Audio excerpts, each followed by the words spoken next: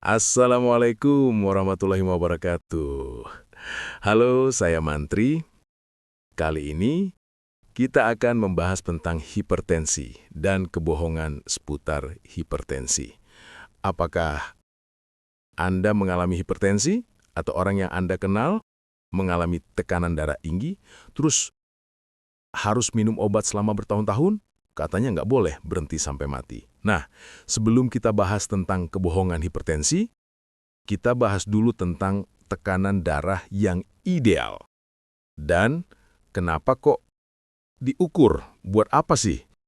Satu, untuk mencegah namanya komplikasi yang berat. Karena dari banyak penelitian ditemukan bahwa kalau tensinya tinggi terus, itu bahaya. Apalagi kalau misalkan 180, 200, waduh serem banget. Itu bisa stroke, bisa serangan jantung, bisa perdarahan, bisa mimisan tiba-tiba gitu, terus macam-macam ya. Dan efeknya juga mengerikan, bisa gagal jantung, bisa gagal ginjal, dan seterusnya. Tapi pertanyaannya, yang tensinya tinggi tentu berbahaya. Tapi kalau tekanan darah yang sehari-hari itu berapa sih yang normal? Apakah selama ini kita dibohongin? Jadi kalau kita dibilang hipertensi ternyata enggak? Atau ternyata jangan-jangan kita menganggap selama ini biasa-biasa aja, ternyata sebenarnya udah hipertensi. Jadi kita harus bahas dulu tekanan darah ideal. Maksudnya tekanan darah ideal itu adalah tekanan darah yang cukup untuk membantu darah kita itu nyampe ke organ-organ yang dituju. Misalkan darah kita itu kan mengalir di seluruh tubuh, yang mendorong itu jantung, terus saluran yang namanya pembuluh darah. Nah, ada perbedaan tekanan di situ. Ketika ditekan, terus ada salurannya, pasti butuh tekanan yang cukup untuk bisa nyampe ke ujung. Misalkan ujung kaki, kalau ke atas berarti ke kepala, ke mata, ke organ-organ yang emang butuh darah gitu. Dan harus bisa balik lagi ke jantung. Nah, itulah tekanan yang cukup atau tekanan yang ideal.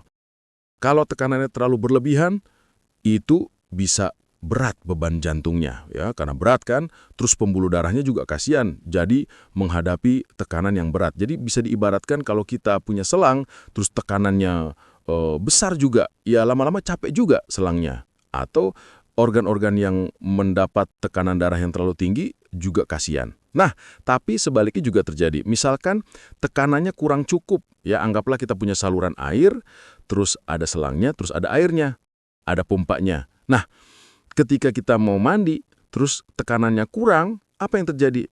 Airnya ngalirnya dikit-dikit, itu juga nggak enak, nggak cukup. Sama juga seperti organ-organ tubuh kita, butuh tekanan yang pas, yang tidak terlalu tinggi juga tidak terlalu rendah. Kalau terlalu rendah, kekurangan darah, akhirnya organnya juga rusak.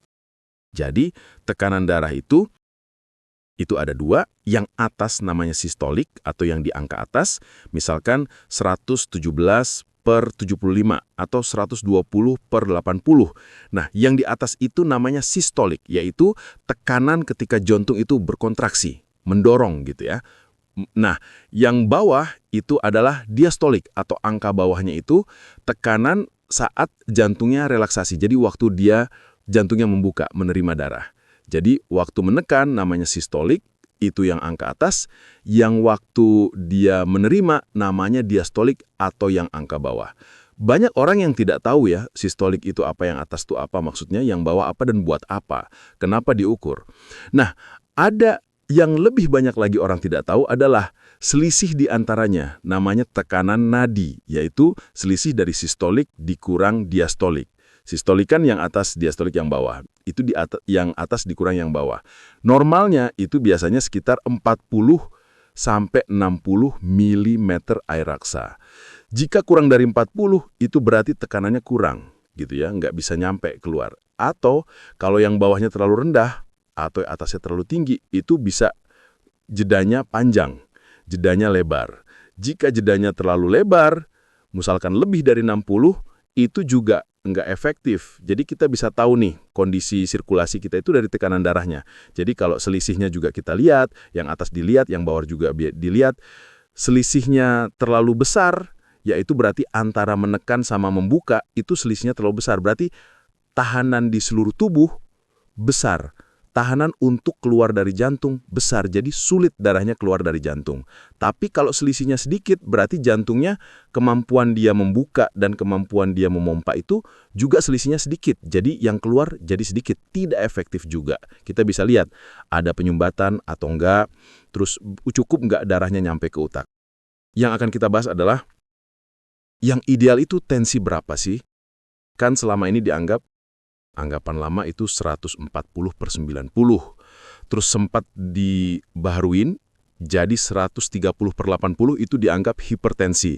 Jadi yang normal itu harusnya sekitar 120/80 gitu. Jadi kalau di atas 80 bawahnya atau di atas 120 itu dianggap udah mulai naik. Dan hipertensi itu sekarang kriterianya dibilang di atas 130/80. Dan nilai ideal itu 120/80.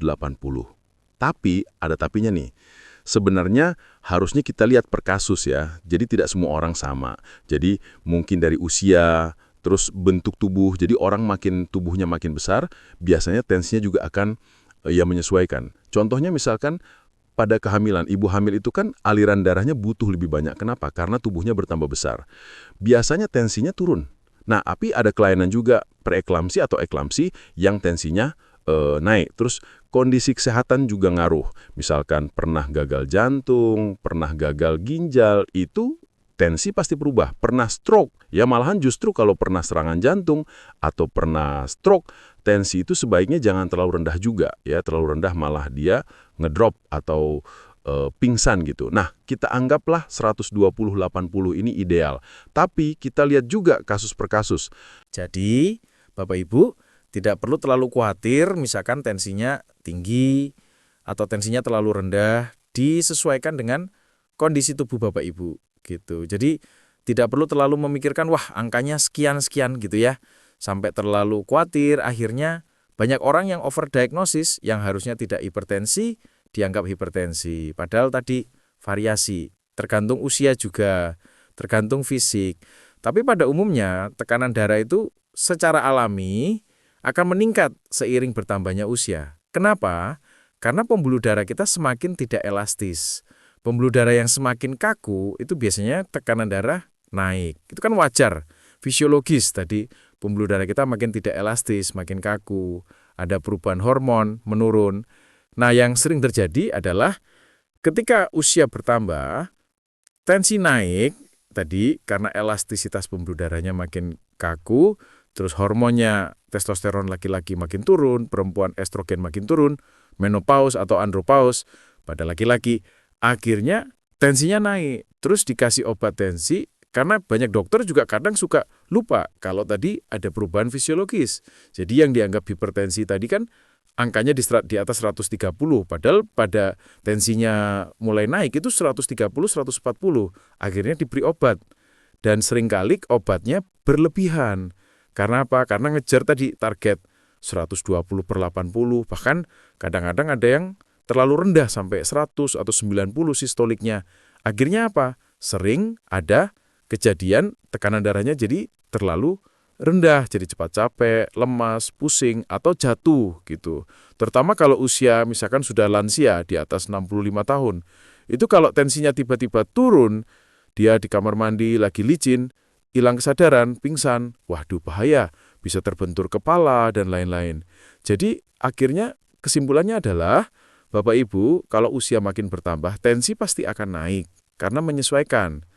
Kita perlu turunkan nggak? Sebaiknya memang dijaga supaya tidak meningkat sampai 180 sampai 200. Dengan apa? Dengan gaya hidup. Kalau misalkan gaya hidup tidak terkejar, baru kita pakai obat. Kalau kita pakai obat, kita juga jaga, jangan sampai terlalu ngedrop, jangan terlalu agresif, karena bisa merugikan, bisa jatuh pingsan, bisa lemas, dan lain-lain. Apalagi yang lansia. Pada yang usia tadi kita bahas untuk usia yang di atas 60, di atas 65 tahun. Karena memang secara alami tensinya akan naik. Banyak yang sekarang usia 30-an, 40, 50, itu tensinya pada tinggi-tinggi. Jadi 30 ini udah pada mulai naik tinggi.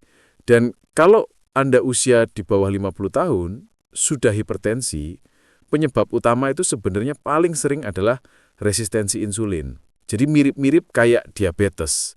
Mungkin Anda sudah diabetes atau prediabetes, atau bentar lagi mau diabetes. Itu tandanya apa? Dari tensinya mulai naik. Nah itu kita sudah curiga kalau di bawah 50 tahun ya, tidak ada sakit ginjal, tidak ada sakit jantung, yang paling sering adalah resistensi insulin. Kenapa? Karena terkait gaya hidup, makanan, dan karbohidrat olahan. Terus kurang tidur, ngerokok, minum alkohol, sering begadang, banyak stres, kerjaan banyak, istirahatnya kurang, stres emosional, itu paling sering. Jadi gimana caranya ngatasin tekanan darah tinggi tadi? Kalau pada orang tua, kita ubah gaya hidup sama di usia di bawah 50 tahun juga kita fokus resistensi insulin. Caranya dengan mengubah gaya hidup. Kalau sudah diabetes gimana?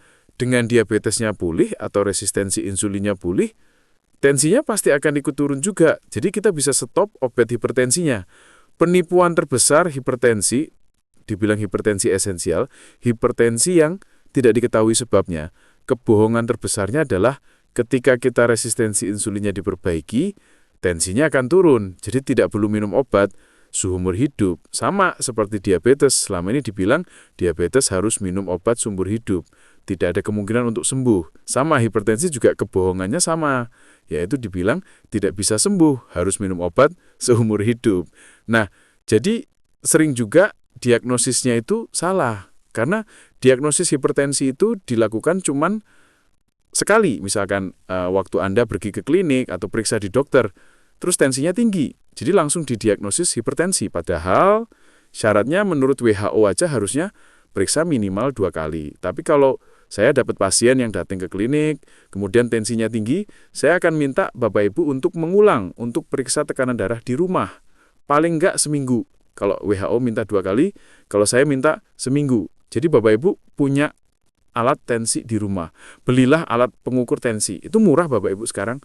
Zaman sekarang tuh nggak kayak zaman dulu ya mahal. Sekarang 100.000, 200.000, 300.000 sudah dapat yang cukup lumayan. Dan punya sertifikasi. Bapak Ibu beli sendiri, ukur sendiri. Ya, terus dicatat. Setiap hari. Kalau bisa, sekali sehari, paling bagus itu pagi hari. Minimal sekali sehari lah. Tapi waktunya teratur. Misalkan pagi, terus jamnya sama atau sore, terus jamnya sama, atau setiap mau tidur, supaya kita lihat, oh ternyata memang benar hipertensi. Kadang-kadang ketika Anda ke klinik, itu tensinya naik. Kenapa? Karena tegang. Bapak Ibu namanya sindrom jas putih. Takut mau ngeliat dokter, mau ketemu dokter, apalagi dokternya galak. Gitu ya. Dokternya suka marah-marah, dokternya suka nyalain pasien. Nah, itu tensi pasti naik. Tapi kalau di rumah, dok saya tensi selalu bagus. Jadi yang mana yang dipakai? Yang data lebih banyak. Jadi ketika Bapak Ibu datang ke klinik, selalu tinggi, datang klinik selalu tinggi, ketemu dokter selalu tinggi. Data mana yang dipakai? Data rata-rata seminggu. Seminggu Bapak Ibu ambil data, di rata-rata. Oh, ternyata saya nggak tinggi-tinggi banget ya.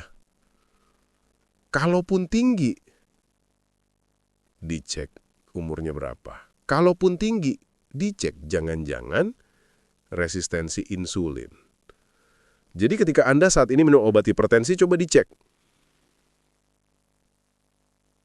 Ya, jangan-jangan bisa diturunkan tanpa obat, jangan-jangan Anda tidak perlu minum obat.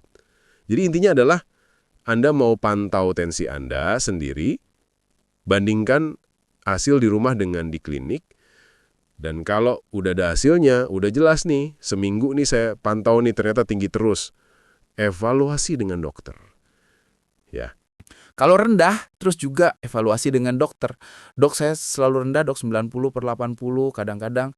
Ada juga pasien saya itu 190/80 gitu, terlalu rendah. Konsultasi dengan dokter. Kalau perlu, stop obatnya. Ya, diturunkan dosisnya atau di stop obatnya, tergantung kondisinya. Atau dokternya akan punya pertimbangan. Misalkan tensinya 140 atau 130, ketika diturunkan jadi 120, Bapak Ibu pingsan. Nah, itu berarti kasus-kasus yang khusus. Tidak ngikutin rata-rata normal. Banyak dokter lupa loh. Ilmu bagaimana 120/80 itu ditemukan. Ya, tensi 120/80 tuh datanya dari mana? Banyak dokter lupa itu. Dari statistik. Jadi ada orang yang dikumpulin begitu banyak orang, dibuat statistiknya. Yang normal berapa sih? Oh, yang tengah-tengah ini nih, yang paling banyak. Tapi kan ada orang yang ekstrem ya, yang lebih tinggi dari rata-rata, atau yang ekstrem sebaliknya, yang lebih rendah dari rata-rata. Jadi begitu kita turunin, malah pingsan. Wah, itu penting banget. Jadi fokuslah resistensi insulin, terutama kalau Anda baru pertama kali diagnosis, ya terus tidak ada kelainan, misalkan tidak ada kelainan jantung, ginjal aman, konsultasilah dengan dokter Anda. Kalau bisa tanpa obat, hindari obat. Ya tidak perlu, jangan nggak usah minum.